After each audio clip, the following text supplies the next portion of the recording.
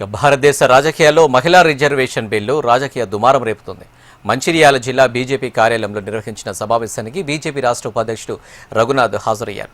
కేంద్ర ప్రభుత్వం మహిళా రిజర్వేషన్ బిల్లును ఎంతో ప్రతిష్టాత్మకంగా ప్రవేశపెట్టిందని బీజేపీ రాష్ట్ర ఉపాధ్యక్షుడు రఘునాథ్ అన్నారు.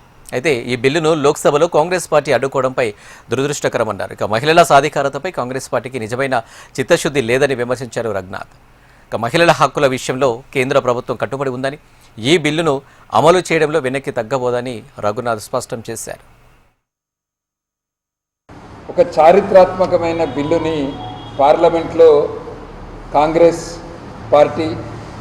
పార్టీతో పాటు వాళ్ళ యొక్క మిత్రపక్షాలైన డిఎంకే, సమాజ్వాదీ పార్టీ, తృణమూల్ కాంగ్రెస్ ఈ 4 పార్టీలు కలిసి మహిళా రిజర్వేషన్కి సంబంధించిన బిల్లుపై వ్యతిరేకంగా ఓటేసి ఆ బిల్లుని పాస్ చేయనీయకుండా చూడడం జరిగింది.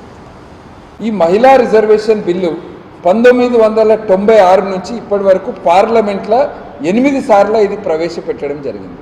ప్రతిసారి ఈ బిల్లు ప్రవేశపెట్టినప్పుడు కాంగ్రెస్ పార్టీ, సమాజ్వాదీ పార్టీ వాటి యొక్క మిత్రపక్షాలు ఏదో ఒక డ్రామా వేసి, మనం గతంలో చూసినాం, మహిళా రిజర్వేషన్ బిల్లుని చింపేయడం కూడా జరిగింది.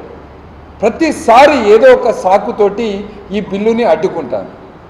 మనం చరిత్రలో చూద్దాం, కాంగ్రెస్ పార్టీ అధికారంలో దాదాపు 60 సంవత్సరాలు ఉండే, కానీ కాంగ్రెస్ పార్టీ ఎన్నడూ కూడా మహిళలకు రిజర్వేషన్ ఇవ్వాలి, చట్టసభలలో, అసెంబ్లీలలో, పార్లమెంట్లో 33% రిజర్వేషన్లు మహిళలకు ఇవ్వాలని కాంగ్రెస్ పార్టీ ఎన్నడూ కూడా ప్రయత్నం చేయలేదు.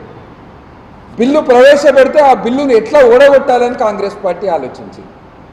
మన తెలంగాణలో చూసుకుందాం, ఒక ఎంపీ పెరిగే బదులు ఇప్పుడు 9 ఎంపీలు పెరుగుతాయి. మనకు ఈ ప్రపోజల్లో 9 మంది కొత్త వాళ్ళకు అవకాశాలు వస్తాయి.